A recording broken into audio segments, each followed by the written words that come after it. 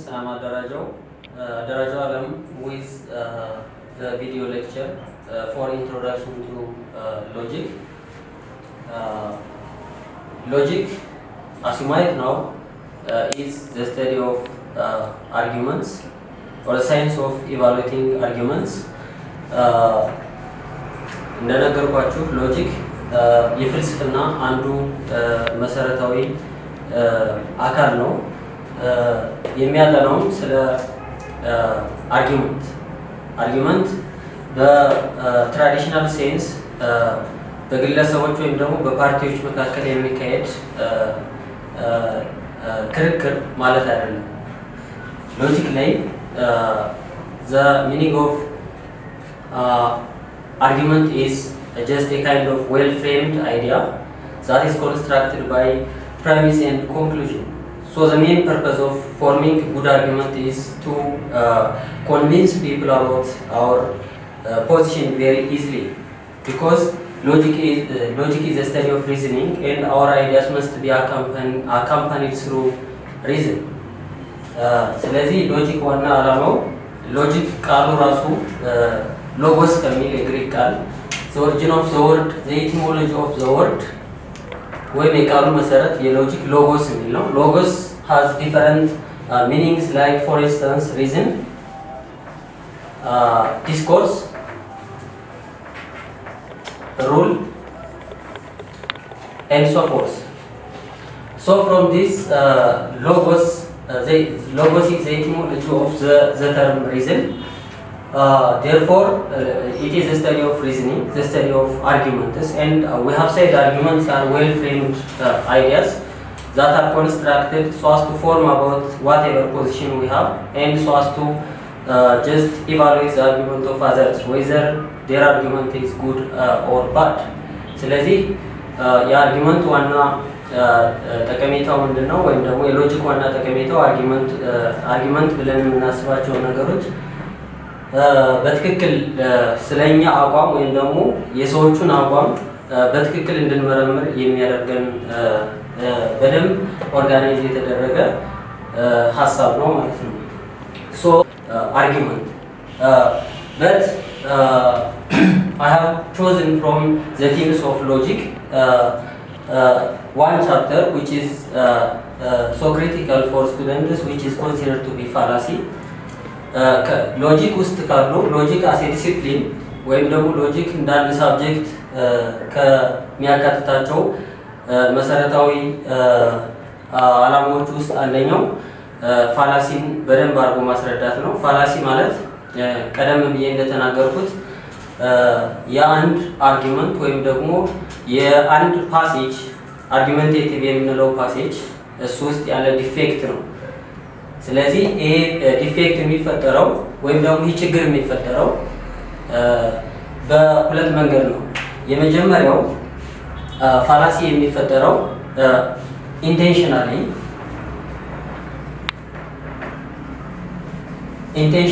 the second is unintentionally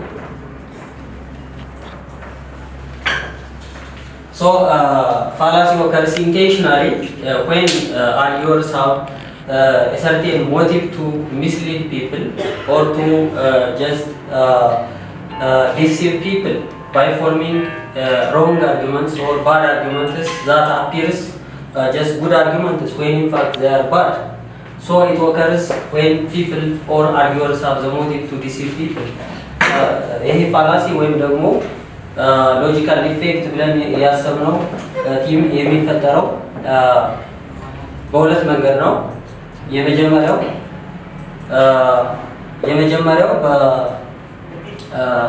በፍቃደኝነት ወይም ደግሞ ሰዎች ድብቅ ዓላማ ኖሯቸው ተከታዮቻቸውን ለማሳሳት የሚጠቀሙበት ነው ሁለተኛው ደግሞ unintentional የምንለው ነው it occurs because of lack of the appropriate technique of evaluating arguments ሁለተኛው unintentionally የሚፈጠር ነው ያልነው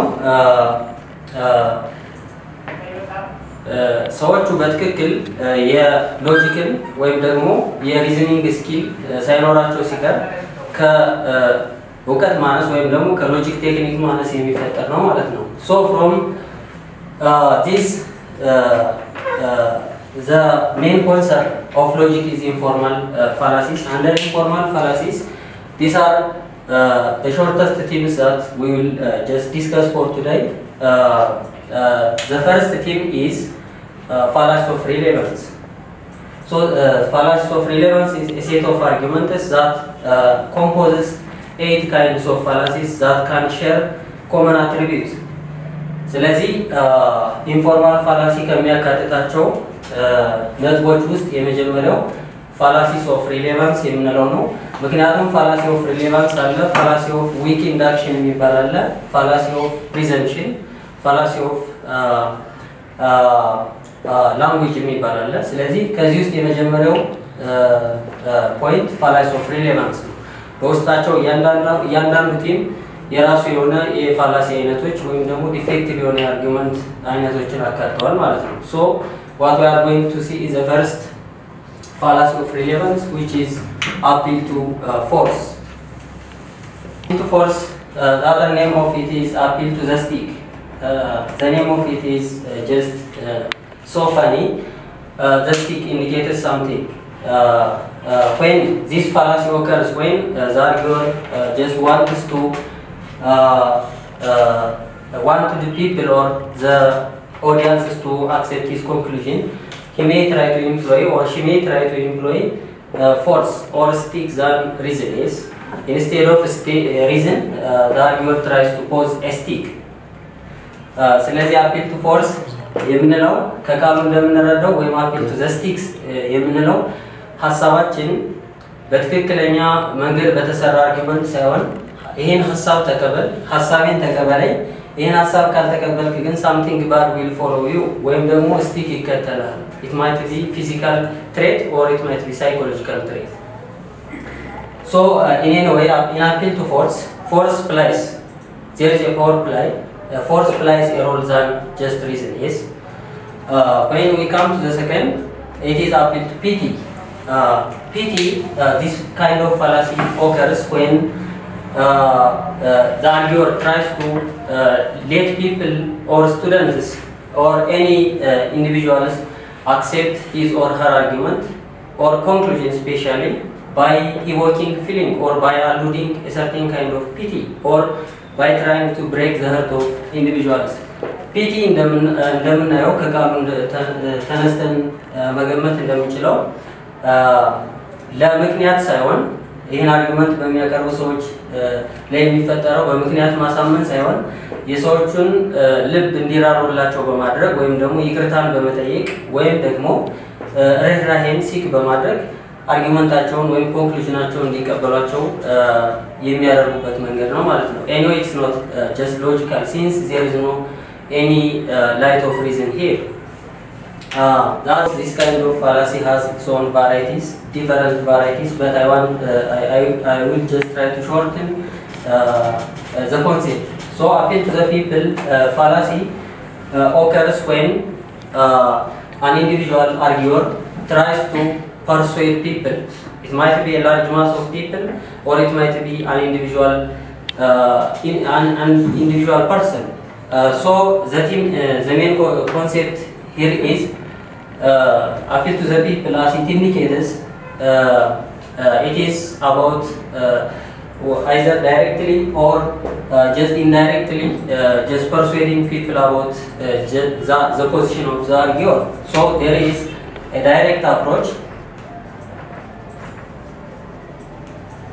and an indirect approach.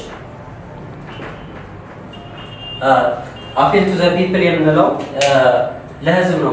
በብዛት አርጊውመንታችን የምናቀርበው ወይም አርጊወር የተባለው አካል ሐሳቡን የሚያቀርበው ለህዝብ ነው። ለህዝብ የሚያቀርብበት መንገድ ደግሞ ሁለት አይነት ነው። የመጀመሪያው በቀጥታ በጣም ብዙ ሰው የተሰበሰበበት ኮንፋይንመንት ውስጥ ሐሳቡን ወይም የሰውን ስሜት ሊገዛ በሚችል መንገድ ምንም አይነት ምክንያት በውስጡ የሌለው ነገር ግን የሰዎችን ሐሳብ ፕሮቮክ ሊያነሳሳ የሚችል ነገር በመናገር የሰዎችን ድጋፍ ማግኘት ነው። ሁለተኛው ደግሞ የሰዎችን ድጋፍ ቀጥታ ማግኘት የማይችል መሆኑን ሲያቅ ቀጥታ ኢንተርሚዲየሪስ የሚባሉትን ይጠቀማል። ከማስ ኦፍ ዘ ፒፕል ወይም ደግሞ ከአብዛኛው ማህበረሰብ ጋር ግንኙነት ያላቸውን በጣም ታዋቂ የሆኑ ግለሰቦች ሊጠቀም ይችላል ማለት ነው በአመዛኙ። ስለዚህ ብዙ ጊዜ ኢንዳይሬክት አፕሮች ቢዝነስ አድቨርታይዝመንት ላይ ወይም ደግሞ የቢዝነስ ማስተዋወቅ ላይ ይሰራል ማለት ነው። ለምሳሌ አንድ ካምፓኒ ምርቱን ለህዝብ ለማስተዋወቅ ለምሳሌ ልብስ አምራች ቢሆን አንድ ካምፓኒ ያን ልብስ ለማስተዋወቅ ያን ልብስ የሚለብሱ አብዝተው የሚለብሱ ሰዎች የሚያዘወትሩ ሰዎችን ግን በጣም ታዋቂ የሆኑ ግለሰቦችን በመጠቀም ያስተዋውቃል። ምክንያቱም እነዛ ኢንተርሚዲየትስ ወይም ፌመስ የሚባሉ ግለሰቦች ማህበረሰቡ ጋር በቀጥታ ግንኙነት አላቸው። እነሱን አድሬስ ማድረግ ማህበረሰቡን ኢንዳይሬክትሊ አድሬስ ማድረግ ነው ብለው ስለሚያስቡ። ነገር ግን ዋናው ችግር ኢንዳይሬክት አፕሮች ላይ ሶስት አይነት እንትኖች አሉ፣ ሶስት አይነት ነጥቦች አሉ። በአንድ ወገን ፒቱ በአንድ ወገን ቫኒቲ ኤንድ ስኖበሪ። ሶ በአንድ ወገን ዋት ማተርስ ኢዝ ማጆሪቲ። ለምሳሌ በአንድ ወገን የምንለው ኢንዳይሬክት አፕሮች ላይ የሚታይ ፋላሲ ትክክለኛ እንትኑ ምንድነው? use product X. The reason, the justification is nothing. There is no reason, but the justification is because majority of the people are the customers of this product. So if majority of the people have used this product, so as to be included among them, you should use this product. Yes, but there is no logical reasoning here. The other is vanity. Vanity, as I have told you, is the association of a certain service or product with famous individuals or celebrities, for example, like artists, athletes, and music players or singers, for instance, that has direct relationship with the public. But if you associate, for instance, the product with a famous individual, it's not a justification. It's not a logical justification. For instance, this shoe is, if you just take a shoe, for instance, if the product is a shoe, which is Nike, for instance, the arguer may say that, or the owner of the company may argue that, use product shoe, this product shoe which has a Nike mark, because it is a kind of wear that the famous football player like Ronaldo or others can wear. Therefore, if you wear this product, you will be esteemed and valued or recognized like this famous football player. ስለዚህ ይህን ዋናው ቲሙ ምንድነው? ይህን እቃ ስትጠቀም ወይም ደግሞ ይህን አገልግሎት ስትጠቀም ልክ እንደነዛ በጣም እንደተከበሩ ሰዎች ልትከበር ትችላለህ የሚል እንትን ያለው። So it's not just logical anyway. The other is snobbery. Snobbery is even just the association of a product with very few individuals, like the royal families, for example, the presidents or the leaders of just a state. So if you wear this product, you will be esteemed, valued like a leader of a certain nation or a certain country, but which is not logical at all. The other is argument against a person. Argument against a person. ወይም ደግሞ ከስሙ እንደምንረዳው argument against a person, argument against argument ወይም ደግሞ ሰዎቹ ያመጡትን argument በargument ፎልሲፋይ ማድረግ ሳይሆን ሰዎቹ ባመጡት argument ምክንያት ሰዎቹን ራሳቸውን ተቃውመን መቆም ማለት ነው argument against a person። ስለዚህ ብዙ ጊዜ ማንኛውም ሐሳብ ሊያመጣ ይችላል ሰው ሐሳቡን ብቻ ለይተን አታክ ከማድረግ ወይም ከማጥቃት ይልቅ ሰውየውን ወይም የሐሳቡን ባለቤት ማጥቃት ይቀድመናል ማለት ነው, which is fallacious also. So when you see argument against a person, there is abusive, a certain variety abusive, circumstantial,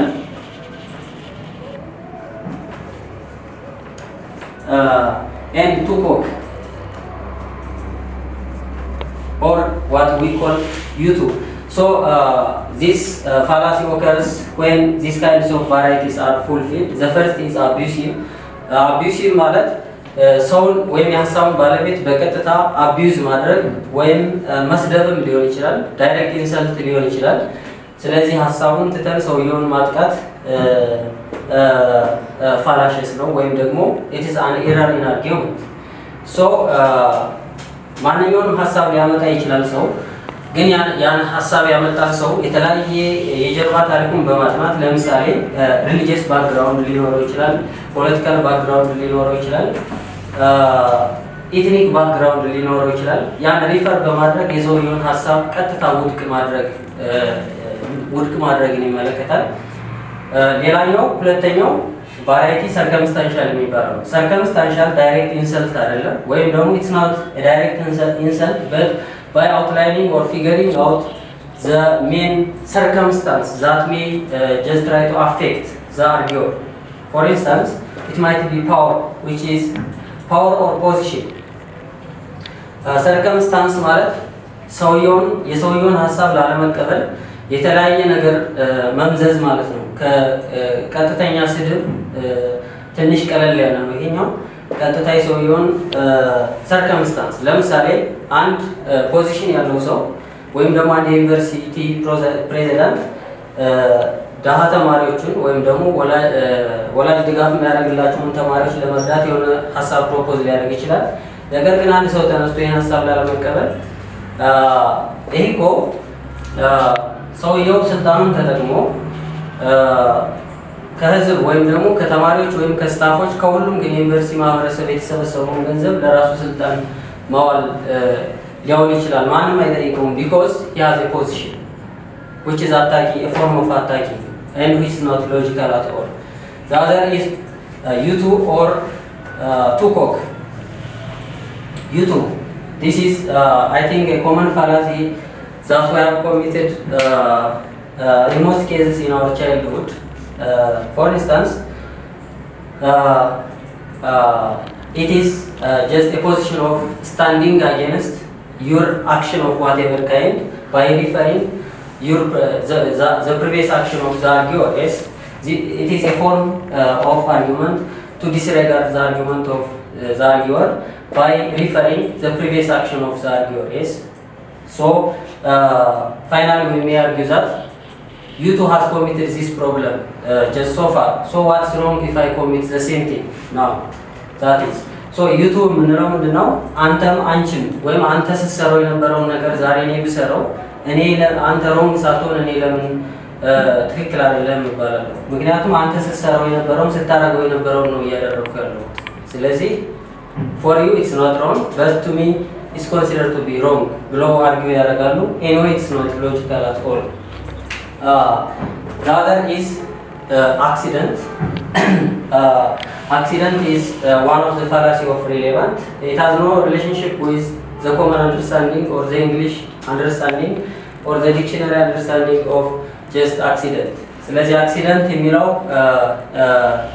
defect of argument ወይም ደግሞ fallacy accident with dictionary meaning ወይም ደግሞ ከዲክሽነሪ ፍቹ ጋር የሚያገናኘው ብዙ ነገር የለም። accident ማለት in logic when general rules are applied for a very specific case is that sometimes the general principle may not cover the specific case. ስለዚህ accident የምንለው fallacy የሚፈጠረው ወይም error of argument የሚፈጠረው አጠቃላይ የሆነን ህግ ወይም ደግሞ principle የምንለው ነገር በጣም ስፔሲፊክ ለሆነች በጣም ንዑስ ለሆነ ጉዳይ ማዋል ስንሞክር ነው። ማዋል መሞከራችን ብቻ አይደለም ያ ጀነራል ፕሪንሲፕል ያለው ደግሞ ወይም አጠቃላይ ድንጋጌ ወይም ህግ ያለው ነገር ያችን ስፔሲፊክ የሆነች ወይም ደግሞ ንዑስ ጉዳይ ከቨር የሚያደርግ አይደለም ወይም ደግሞ የሚሸፍን አለመሆኑ። ስለዚህ ይህ ፋላሲ የሚፈጠረው ጀነራል ፕሪንሲፕል አለ። ያ ጀነራል ፕሪንሲፕል በጣም ቲኒ የሆነች ስፔሲፊክ ኬዝን ከቨር እንደሚያደርግ አድርገን አርጊውስ እናደርግ ነው። ፎር ኢንስታንስ we may say that freedom of speech is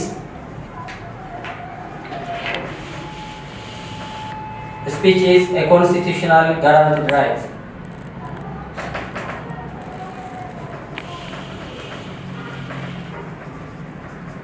A constitutionally guaranteed right. This is a general principle that everybody knows because we can argue that freedom of speech is constitutionally guaranteed. This is a general principle, but the problem comes when we attribute this general principle for a very specific case. So we may argue that if freedom of speech is a constitutionally guaranteed right for everyone, Therefore, everyone can speak whatever he or she wants to speak. But this might have certain problems. Yes, by virtue of having this general principle, one may not have the right to speak whatever kind of speech that he wants or she wants to speak, because there are some exceptions. ስለዚህ freedom of speech ወይም ደግሞ የመናገር ነፃነት ለሁሉም ሰው እኩል ተሰጥቷል የሚል አጠቃላይ ሐሳብ አለ ህግ ብለን ወይም ሩል ብለን ብንወስደው። ይህ ግን ማይሸፍናቸው ጉዳዮች አሉ። ለምሳሌ ይሄ ህግ አለ ብለን የፈለግነውን ነገር መናገር አንችልም። ኢንሰልት ማድረግ ለምሳሌ አንችልም ጓደኞቻችን አይደለም። ስለዚህ ይሄ አክሲደንት ይባላል ማለት ነው። That is missing the point fallacy. One thing that I didn't mention in the introductory part of fallacy of relevance is that the fallacy of relevance shares the same thing. That means the premises are totally irrelevant to their conclusion. እዚህ ጋር fallacy of relevance የሚባሉ 8 ፋላሲዎች የሚጋሩ ተመሳሳይ ጉዳይ አለ፣ ተመሳሳይ ሐሳብ አለ። እሱ ምንድነው? ፕሬሚስ ብለን የምንወስዳቸው ወይም ደግሞ ኤቪደንስ መረጃዎች ብለን የምንወስዳቸውና ኮንክሉዥን ወይም ዋና ሐሳብ የምንለው ስንወስድ ፕሬሚሶቹ ኮንክሉዥኑን በምንም ታምር ሳፖርት ያደርጉት they are totally irrelevant to the conclusion. But missing the point is a special form of fallacy from fallacy of relevance, because the premises try to support as much as possible the conclusion, but they support a different conclusion. Yes, let me show you a certain case, a certain premise here. Premises are evidences, and there are conclusions. Sorry, a conclusion, because the number of premises might be just to infinity, but conclusion is always one and the same. So naturally, these premises or evidences should entails a correct conclusion A, which is considered to be correct. But unfortunately, the premises just rest upon a certain different conclusion, which is conclusion B. We may say that this conclusion is an incorrect conclusion, or which might not be inferred from the very content of these premises. Therefore, missing the point fallacy, although the premises try to just support the conclusion, but finally they rest upon a different and an incorrect conclusion. ስለዚህ missing the point ከስሙ እንደምንረዳው ለምሳሌ ignorance of the proof ወይም ደግሞ ፕሩፉን ኢግኖር አድርገናል ወይም ደግሞ አንደርስታንድ አላደረግንም። ትክክለኛውን ፕሩፍ ሳይሆን ፕሩፍ ለማድረግ ሞክረናል፣ ግን መጨረሻ ላይ እንደደርስበት ኮንክሉዥን ከያዝነው ሐሳብ ጋር የማይገናኝ ሲሆን ማለት ነው። ስለዚህ የተለየ ድጋፍ ፕራይሚሶቹ in the case of missing the point ኮንክሉዥኑን ሳፖርት ያደርጋሉ፣ ግን መጨረሻ ላይ ሳፖርት የሚያደርጉት ኮንክሉዥን ትክክለኛ ኮንክሉዥን አይደለም ማለት ነው። ፕራይሚሶቹ ውስጥ የሚገኘውን ሐሳብ አይደለም ኮንክሉዥኑ ላይ የምናገኘው ማለት ነው። this is inevitable to be just irrelevant finally. The other is strawman.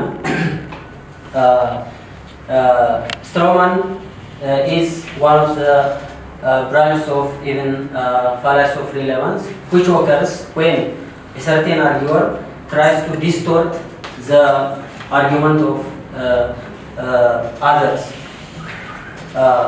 ስለዚህ strawman የምንለው ቀሪው የፋላሲ አይነት ወይም ደግሞ የምክንያት ዲፌክት የሚፈጠረው አንድ ሰው የሌላን ሰው አርጊመንት ኢቫሉዌት በሚያደርግበት ጊዜ የሰውየውን ሐሳብ ላለመቀበል ፕላን አድርጓል። የሰውየውን ሐሳብ ላለመቀበል ሲወስን ደግሞ የሚያደርገው ምንድነው? የሰውየውን ሐሳብ መሀል ላይ በመቁረጥ ዲስቶርት በማድረግ ያለው ነው። what applies is here is distortion. የሰውየውን ሐሳብ ዲስቶርት በማድረግ ወይም ደግሞ በመቆራረጥ and at the course of the argument የራሱን የሆነ ሐሳብ በመጨመር ፋይናሊ ዲስቶርት ከተደረገበት ሐሳብ ላይ በመነሳት ኮንክሉዥን ድራው ያደርጋል ማለት ነው። ስለዚህ ይሄ ፋላሲ የሚፈጠረው በአርጊወሩ አይደለም ወይም አርጊወር በምንለው ፈርስት አርጊወር አይደለም። ይሄ ችግር የሚፈጠረው በኦፖነንቱ ነው። ኦፖነንት ኦፍ ሰርቴን አርጊመንት አንድ አርጊመንት ሲኖር ወይም አንድ ሀሳብ ሲኖር የዛ ሀሳብ ኦፖነንት ይኖራል፣ ተቃራኒ ይኖራል። ያን ሀሳብ የሚቃረን ሰው ሀሳቡን ውድቅ ማድረግ ሲፈልግ በስትሮማን ኬዝ ምንድነው የሚያደርገው? የሰውየውን አርጊመንት መሀል ላይ በመቁረጥ የራሱን ሴት ኦፍ ፕሬሚስስ ወይም ደግሞ ሴት ኦፍ ኤቪደንስስ ያስገባል መሀሉ ላይ። ከዛ በኋላ ኮንክሉዥኑን ድራው የሚያደርገው it's not from the very idea of the first person but from the point that he or she has distorted the idea of the arguer. Yes, then finally the person may say that the argument of this person by virtue of this argument by virtue of this idea must be just disregarded or it might be demolished. But in fact in the case of strawman, although the arguer has just argued, the opponent has argued that the argument of the arguer is weak, but the weak argument is made by the opponent himself because he has made a certain distortion at the course of the argument. Yes? That is the seventh fallacy of relevance, and the final is red herring. This fallacy occurs when there is a diversion of the idea of the first arguer. Yes, when we see strawman fallacy occurs when the first arguer's idea is just distorted, or it might be pointed out and set by new premises of the opponent. But in the case of red herring, the opponent tries to divert the attention of the arguer instead of distorting. Yes, so when we see red herring, it's not vigorously just that the arguer tries to distort the idea of just a certain other arguer, but it is a slight shift. Yes, a slight shift of the very idea of the first arguer into some totally different subject matter. Then finally the opponent try to argue that this argument is so weak and that might be easily attacked, but it is the argument becomes weak because it is an off the track. Yes, off the track, because when the idea is the very idea or the first idea of the first arguer is just diverted to some totally different subject matter, it is off the track, it is out of the real track that the argument should flow. Therefore, there is a problem by not the arguer but the opponent of just the arguer. Therefore, by that case, red herring fallacy occurs. What makes red herring and strawman fallacy the same is both of them are off the track. Off the track. ምክንያቱም ኦፍ ዘ ትራክ ያለበት መንገድ ምንድነው? ስትሮማን ላይ ዲስቶርት ሲያደርግ ወይም ያን ሰው ሀሳብ ሲቆርጥ የአርጊመንት ኦፖነንት የራሱን ሀሳብ መሀል ላይ በማስገባት እና መጨረሻ ላይ አታክ የሚያደርገው የመጀመሪያውን አርጊወር ሳይሆን የራሱን ሀሳብ ራሱ ሴት ያደረገው ፕሬሚስ ላይ ተነስቶ ስለሆነ ኮንክሉድ የሚያደርገው። ሁለተኛው ሬድ ሄሪንግ ላይ ስንመጣ ዲስቶርት ሳይሆን የሚያደርገው ኦፖነንቱ አሁንም የአርጊመንቱ ተቃራኒ ሰው ምንድነው የሚያደርገው? የሰውየውን ሀሳብ ቀስ በቀስ ስላይትሊ ወደ ሌላ ሀሳብ ወይም ደግሞ ወደ ሌላ ሳብጀክት ማተር ሽፍት ያደርገዋል ማለት ነው። ስለዚህ መጨረሻ ላይ ኮንክሉድ የሚያደርገው ዳይቨርት ካደረገበት ሀሳብ በመነሳት ነው። ስለዚህ ዳይቨርሽንም ዲስቶርሽንም they are off the track.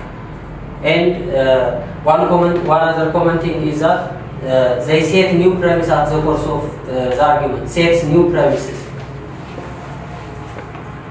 So that is the overall presentation that we have just for today. Thank you, students. We will meet in other series of presentations or video lectures. Thank you very much.